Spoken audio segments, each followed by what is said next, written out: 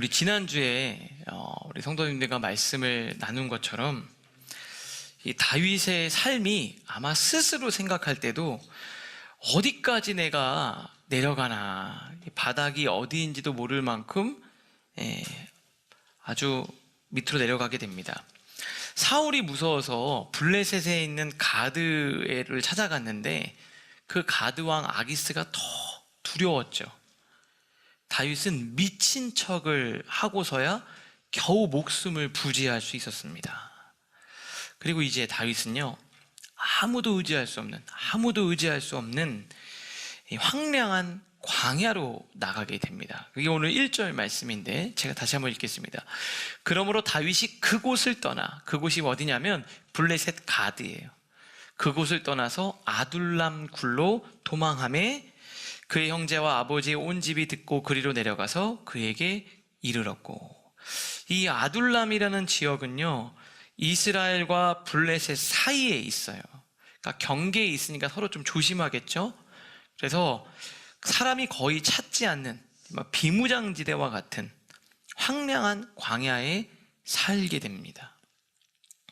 이제 다윗이 본격적으로 광야가 시작이 되는데요, 10년 이상 이 광야에서 불안과 긴장 속에서 보내게 되는 겁니다. 제가 오늘 이렇게 말씀을 준비하면서 다윗의 입장에서 한번 생각을 조금 해봤는데요, 이런 생각이 좀 들었습니다.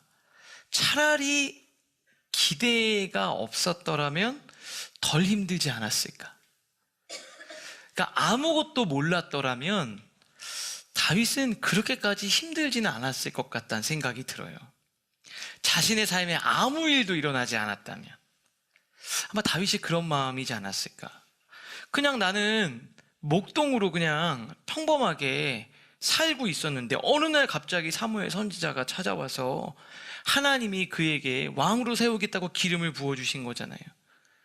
정말 축복의 메시지를 들었고 기름 부음을 받았고 사람들의 주목을 받았고 골리앗을 무찌르고서 국민 영웅이 되고 사람들의 인기를 한 몸에 얻은 거예요.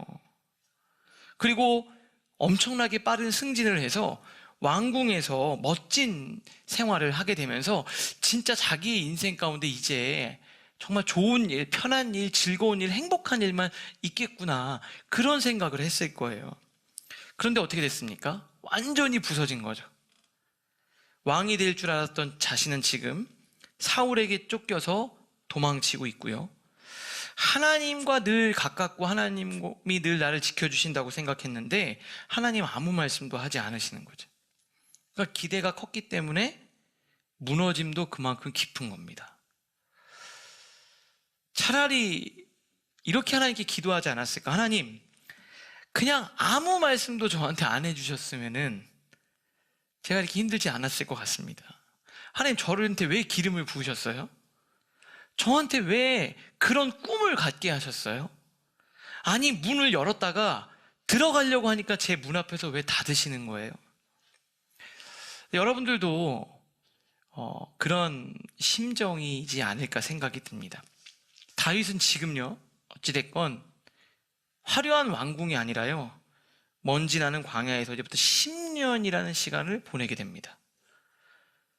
인생이 탄탄대로인 줄 알았는데 돌아가도 너무 많이 돌아가게 되는 거예요. 오늘 이 다윗의 말씀을 통해서 여러분들과 몇 가지를 좀 나눠보려고 합니다. 이 첫 번째 여러분들과 나누고 싶은 것은 인간이 만든 직선, 신이 만든 곡선입니다.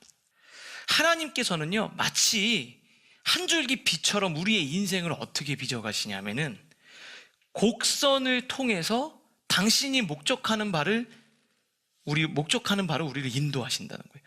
우리가 목적하는 바가 저기면 우리는 이렇게 가기를 원하지만 하나님은 그런 방식으로 우리를 인도하지 않으신다는 거예요. 하나님이 우리를 이끄시는 방식은 직선이 아니라 곡선이었다.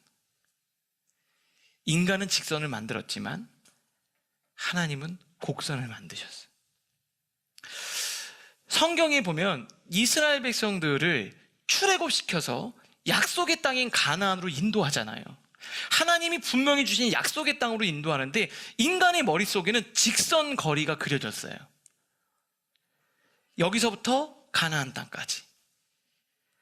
짧으면 2주, 길면 3주면 갈 수 있는 그 직선 거리였습니다. 그런데 하나님은 전혀 다른 경로로 이스라엘을 인도하고 계신다는 거예요. 출애굽기 13장 17절, 18절 우리 같이 한 목소리로 화면을 보면서 읽겠습니다. 시작. 바로가 백성을 보낸 후에 블레셋 사람의 땅의 길은 가까울지라도 하나님이 그들을 그 길로 인도하지 아니하셨으니 이는 하나님이 말씀하시기를 이 백성이 전쟁을 하게 되면 마음을 돌이켜 애굽으로 돌아갈까 하셨습니다. 그러므로 하나님이 홍해의 광야길로 돌려 백성을 인도하심에 이스라엘 자손이 애굽 땅에서 대열을 지어 나올 때. 자, 출애굽한 다음에 이스라엘 백성들을 가나안 땅으로 인도할 때 두 가지 길이 성경에 있다고 얘기를 해요. 첫 번째는 뭐였냐면 블레셋 사람의 땅의 길이에요. 이게 지중해 연안을 따라서 해변을 따라 난 아주 직선 도로입니다. 굉장히 유명한 길이에요. 가장 빠르고 교통이 편리하고 그래서 그 당시에 많이 왔다 갔다 했던 그런 길입니다. 그런데 그 길을 따라서 아브라함도 왔다 갔다 하고 다 그랬을 거예요. 그런데 하나님이 그 길로 인도하지 않았어요. 어디로 인도하셨냐면 2주면 도착할 수 있는 그 길이 아니라 홍해를 건너 광야의 길로 백성을 돌려서 인도하셨다고 기록하고 있습니다. 여러분, 어디 길로 인도하셨다고요? 홍해를 건너서 광야를 통과하는 길로 하나님이 인도하셨다라는 거예요. 이스라엘 백성들은 하나님이 우리를 출애굽시키셨으니까 직선으로 빠른 길로 편한 길로 나를 인도해 주실 거라고 예상을 했는데 자기 예상과는 전혀 다른 힘들고 어려운 시간이 오래 걸리는 광야를 통과해서 한참은 돌아서 그곳으로 인도하고 계신다는 거예요. 여러분, 하나님이 선택한 길이 홍해 광야 길이었습니다. 광야는 어떤 곳일까요? 낮에는 너무 덥고 밤에는 너무 추워서 그 추위가 막 뼛속까지 파고드는 사람이 살기가 힘든 너무나도 고된 어려운 척박한 그리고 외로운 곳이 광야예요. 왜 하나님이 그들을 인도하셨을까요? 다윗을 왕으로 만드시는데 왜 바로 하지 않으시고 10년을 광야에서 돌아가게 하셨을까요? 이스라엘 백성들이 광야를 말할 때 그 광야라는 단어의 이름 속에서 그들이 무슨 생각을 가지고 광야를 바라보고 있는지를 알 수 있어요. 광야를 히브리어로 미드바르라고 합니다. 미드바르. 근데 이 미드바르라는 말은 그 어원이 뭐랑 똑같냐면 하나님께서 말씀하시다 할 때 다바르, 하나님이 말씀하시다, 이 다바르란 단어와 하나님의 임재를 경험하는 지성소죠. 하나님과 나만의, 다른 사람이 아니라 하나님과 나만의 깊은 만남을 갖는 지성소 드비르와 같은 어원을 가지고 있어요. 그러니까 이스라엘 백성들이 광야는 힘들고 어렵고 늦어지고 고되지만 그곳에서 하나님이 말씀하시고 내가 하나님을 깊이 경험하는 장소로 봤다라는 거예요. 하나님이 그곳에서 다윗과 깊은 관계를 맺고 싶고 그곳에서 하나님이 무언가 해줄 분명한 메시지가 있기 때문에 그 길로 하나님이 인도하셨다라는 거예요. 광야에서 우리는 하나님의 음성을 들을 수 있고요. 광야에서 하나님을 만날 수가 있는 겁니다. 제가 여러분들에게 드리고 싶은 말이 있어요. 왜 하나님이 다윗으로 하여금 그렇게 힘든 상황으로 몰아가시냐는 거예요. 여러분, 지금 왜 하나님이 나를 다윗처럼 왜 그렇게 하시냐는 거예요. 하나님이 여러분에게 하신 말씀이 있어요. 저도 우리 성도들 중에 너무 힘들고 어렵고, 직장 생활에서 이제 내가 결혼해서 좀 잘 살려고 하는데 왜 이렇게 내 삶에 어려움이 있나? 진짜 행복하게 살 줄 알았는데 왜 가정에 문제가 있고 왜 내가 하는 일에 어려움이 있냐? 하나님이 여러분에게 지금 하나님을 찾고 하나님이 해주실 말씀이 있기 때문에 그런 거예요.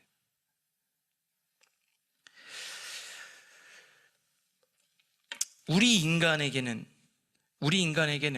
직선을 원하지만 하나님은 그 돌아가는 길을 통해서 여러분의 인생을 빚어가신다 이 말입니다. 그 광야와 같은 시간을 지나고 있다면 여러분이 해야 될 일은 딱 하나예요. 하나님께 기도하세요. 하나님이 여러분에게 말씀해 주실 겁니다. 자, 두 번째, 같이 한번 읽겠습니다. 시작. 아둘람 치유의 공동체. 이 아둘람, 광야의 아둘람 굴에서요, 이 아둘람이라는 이 공동체에서 하나님이 뭘 하시냐? 본격적으로 다윗을 한 나라의 왕으로 만드시는데 훈련을 하기 시작합니다. 그 첫 번째가 뭐냐면 상처를 직면하게 하시면서 그걸 극복하게 하시는 거예요. 하나님이 극복하게 하시는 거죠. 오늘 우리가 읽은 본문 1절과 2절을 다시 한번 읽겠습니다. 시작. 그러므로 다윗이 그곳을 떠나 아둘람 굴로 도망하매 그의 형제와 아버지의 온 집이 듣고 그리로 가서 그에게 이르렀고, 환난당한 모든 자와 빚진 모든 자와 마음이 원통한 자가 다 그에게로 모였고, 그는 그들의 우두머리가 되었는데 그와 함께한 자가 400명 가량이었더라. 다윗이 지금 나 하나 살기도 힘들어서 도망을 치는데 사람들이 찾아오기 시작해요. 사람들이 찾아오는데 그 사람들 중에 제 눈을 확 잡은 사람들이 있어요. 그게 바로 뭐냐면 그의 형제와 아버지와 온 집이 듣고 그리로 내려갔다. 누가 왔다고요? 형제와 아버지가 찾아왔다라는 거예요. 아마도 그랬겠죠. 사울이 다윗의 식구들을 가만히 두지 않았겠죠. 그런데 다윗 입장에서 보면 아버지와 형제들이 만나고 싶은 사람일까요? 다윗에게 아버지는 정말 아무런 감정이 없을 거예요. 형제들은요, 다윗 그렇게 무시했잖아요. 만나기 싫은 거예요. 같이 있기도 싫은 거예요. 뭘 해줬다고 나한테 와서 나한테 도움을 요청해? 이런 생각이 들 겁니다. 부모는 자신을 돌보지 않았죠. 감정이 안 좋아요, 부모님한테. 형제요? 누가 형제요? 남보다도 못한 게 다윗에게는 형제들이었습니다. 다윗을 무시했어요. 다윗에게 씻을 수 없는 상처를 줬어요. 그 어린아이에게 맨날 눈물 흘리게 만든 게 바로 가족이에요. 오죽하면 다윗이 시편 27편에서 이렇게 표현을 했어요. 내 부모는 나를 버렸으나, 그 말이 뭡니까? 부모가 나를 버렸다라는 거예요. 부모는 나를 버렸지만 하나님이 나를 받아주셨다, 이렇게 얘기를 할 정도였잖아요. 좋은 기억이라고는 단 하나도 없죠. 가족이 달갑지가 않습니다. 그런데 어쩔 수 없이 다윗에게 찾아간 거예요. 그리고 어쩔 수 없이 다윗이랑 굴에서 가족들과 생활을 하게 된 겁니다. 다윗과 가족들이 함께 지낼 수밖에 없도록 만드신 거예요. 그러면서 가족이 회복이 된 거죠. 맨 처음 한 게 뭡니까? 가족들과 함께 회복을 시켰다라는 거예요. 여러분, 다윗이 이제 왕이 돼야 돼요. 리더가 돼야 됩니다. 리더가 돼야 되는데 하나님이 뭐부터 하셨냐? 가족들 안에 받은 상처를 치유하셨다라는 거예요. 거기서. 여러분, 상처가 깊으면 리더십을 발휘하기가 어렵습니다. 리더는 많은 사람들을 품어야 되잖아요. 그런데 상처가 있으면 남을 못 품어요. 왜냐하면 상처는 자기 중심적인 성향을 유발하게 만듭니다. 상처가 있으면 자기 중심적이 돼요. 왜요? 내가 아프니까. 리더가 다른 사람들을 품어야 되는데 자기가 상처가 있으면 나밖에 모르는 사람이 돼요. 내가 제일 아프거든. 늘 나만 피해자고. 근데 그게 회복이 안 되면 한 나라의 왕으로서, 리더로서 역할을 감당할 수가 없는 거예요. 여러분 가족도 그렇지만 뒤에 함께한 사람들이 아까 내용을 보니까 환난당한 자, 빚진 자, 마음이 원통한 자. 여러분 환난당한 자, 빚진 자, 마음이 원통한 자, 이런 사람들은 막 불쌍하니까 돌보고 챙기면 되겠다는 생각을 하죠. 그런 사람들이 어렵습니다. 마음이 원통한 자, 환난당한 자, 상처받은 자, 힘들게 산 사람들이 어려워요. 왜 어려울까요? 그들은 상처가 있기 때문에 그래요. 조금만 하면 서운하면 이게 아프니까 막 공격을 하고 그런단 말이에요. 그러니까 다윗이 그런 사람들을 품으면서 자신의 모습을 보고 그 안에서 하나님이 다윗을 왕으로서 훈련을 시켜가신 거예요. 여러분, 이거 되게 중요한 얘기예요. 하나님이 지금 다윗에게 뭘 요구하시냐면 이거예요. 지금 너는 너 하나도 감당하기가 어렵지. 네 능력을 벗어난 자리가 맞는 거야. 그런데 다윗, 이제 너는 이렇게 기도해야 돼. 네 능력에 맞는 상황, 네 능력에 맞는 자리를 구하지 말고 그 자리에 맞는 능력을 구하라는 거예요. 다윗이 왕이 되면은 내가 원하는 상황만 펼쳐집니까? 내가 원하고 나한테 맞는 상황만 펼쳐지냐고요. 우리 청년들 여기 많이 있는데 여러분이 살아가면서 여러분에게 딱 맞는 상황만 여러분 앞에 펼쳐집니까? 감당할 수 없는 삶의 무게가 나한테 찾아올 때가 있는 거예요. 어느 날은 내가 이걸 감당할 수 있을까? 여러분 오늘 기도하세요. 하나님, 저는 도저히 감당할 수 없습니다. 저는 저 하나도 챙기기가 어렵습니다. 그런데 저에게 능력을 주세요. 제가 그 자리를 감당할 수 있는 힘을 주세요.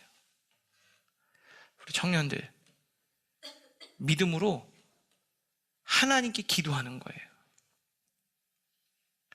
막상 여러분 막 요원할 때는 저런 데 갔으면 좋겠다, 뭐 저렇게 됐으면 좋겠다. 그런데 막상 되려고 그러면 여러분 이러잖아요. 너 부담스러운데. 여러분 믿음으로 구하시고 하나님께 능력을 구하세요. 지금 하나님이 다윗에게 그거를 말씀하는 거예요. 내 능력에 맞는 자리를 구하는 기도에서 그 자리에 맞는 능력을 구하는 기도가 여러분의 기도가 될 수 있기를 주님의 이름으로 축복합니다. 마지막 세 번째입니다. 아둘람 변화의 공동체예요. 아까 우리 구성원을 보니까 어떻게 돼 있죠? 환난당한 모든 자, 빚진 모든 자, 마음이 원통한 자가 다 몰려들었다는 거예요. 맥스 루케이도 목사님이 이 멤버들을 이렇게 표현을 했어요. 책에서. 내노라 하는 걸출한 인물들이 아니었다. 어려움을 겪는 이들, 빚더미를 짊어진 채무자 등 사회 부적응자들이 모인 오합지졸이었다. 더러는 인간 쓰레기 취급을 받는 이들도 있었다. 세상에서 버림받고 가진 걸 모두 잃어버린 낙오자들이었다. 마치 교회의 모습 아닌가. 지치고 빚에 쫓기고 매사에 만족 없는 게 바로 우리들의 모습 아니던가. 저는 그런 생각이 들었어요. 내가 지금 뭔가 해보려면 이런 사람들이 아니라 하나님 이렇게 기도해요. 하나님, 이런 사람들이 아니라 좀 제대로 된 멤버를 붙여주셔야 제가 뭘 할 수 있을 거 아닙니까? 아니, 그럼 저를 왕으로 세우신다면 좋습니다. 도망치는 거 좋은데 그래도 좀 좋은 사람들 보내줘야 되는 것 아닙니까? 왕이 될 다윗에게 가장 필요한 건 사람들이었을 텐데 도움이 될 만한 사람들, 나라의 기틀을 세울 인재가 필요한 거 아니냐 이 말이에요. 그런데 지금 이 사람들은 그런 거리가 너무 멀어요. 너무 멀어요. 도움은커녕 맥스 루케이도 목사님 표현하면 사회 부적응자들이에요. 사회 부적응자들. 뭘 맡기면 그거 일 하나 제대로 못 해내는 사람이라고요. 그런데 놀라운 게 있습니다. 다윗이 왕조를 세우는데 이스라엘 역사상 가장 강력한 왕조가 됐어요. 누구와 그 왕조를 이루었습니까? 이 400명과 그 왕조를 이룬 거예요. 하나님이 다윗에게 이걸 말씀해 주시는 것 같아요.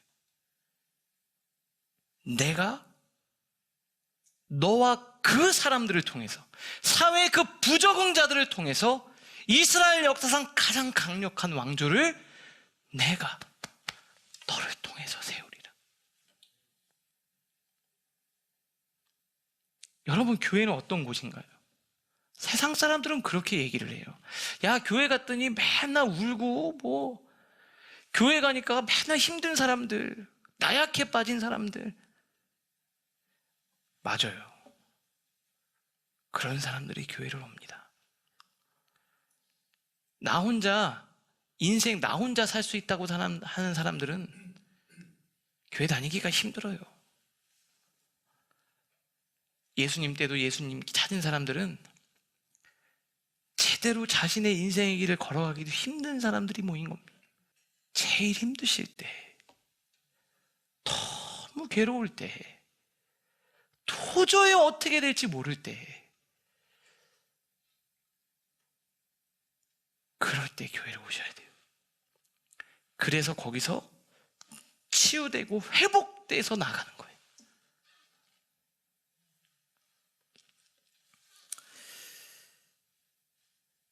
하나님이 바울이 고린도 교회 성도들에게 이렇게 편지를 쓰죠. 형제들아, 너희를 부르심을 보라. 육체를 따라 지혜로운 자가 많지 아니하며 능한 자가 많지 아니하며. 이게 무슨 말입니까? 육체를 따라, 그 말을 보면 세상적으로 보면 똑똑한 사람도 많이 없고 공부한 사람도 없고 많이 배운 사람도 없다라는 거예요. 능한 자, 뭐 하나 제대로 할 수 있는 실력 있는 사람도 부족하다는 거예요. 문벌 좋은 자가 많지 아니하도다. 그러나 하나님께서 세상에 미련한 것들을 택하사 지혜 있는 자들을 부끄럽게 하시려고, 나 잘났다고 하는 사람들을 부끄럽게 하시려고 그런 자들을 택해서 하나님이 일하신다는 거예요. 하나님께서 세상에 천한 것들과 멸시받는 것들과 없는 것들을 택하사 있는 것들을 폐하시려 하시느니 이는 아무 육체도 하나님 앞에서 자랑하지 못하게 하려 하심이라. 오늘 이제 예배 때 사역자들이랑 기도하는데, 사역자들한테 반드시 알아야 되는 게 있어요. 경험되어야 되는 게. 그게 뭔지 아세요? 하나님이 하신다라는 거예요. 하나님이 하신다라는 거예요.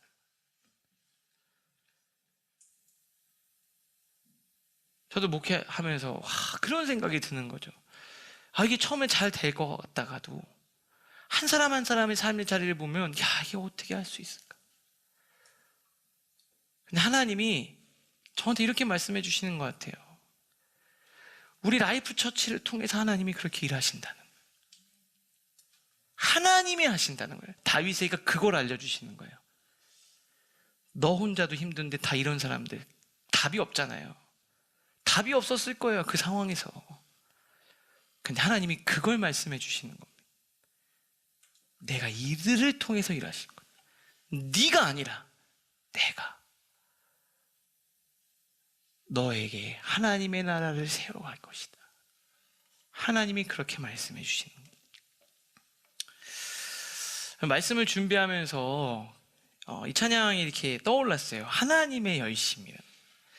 다윗이 열심히 해서 안 돼요. 다윗이 열심히 할수록 어려웠어요. 사울에게 잘하려고 하는데 힘들었어요. 그래서 이제 다 포기했어요. 하나님 한번 알아서 해주세요. 저는 이제 답이 없습니다. 그때 하나님이 이루어 가신다는 거예요. 여러분, 하나님이 여러분의 인생에 일하실 겁니다. 하나님이 일하신다고요. 우리는 원래 부족한 사람들이에요. 우리는 내 인생 하나도 책임지기가 어려운 사람입니다. 그런데 어떻게 가장의 역할을 하겠습니까? 삶의 무게를 지신 우리 가장분들도 계시죠. 내 자녀 어떻게 키우고 나 어떻게 할까? 하나님이 여러분의 가정을 책임져 주시고 인도해 주실 거예요.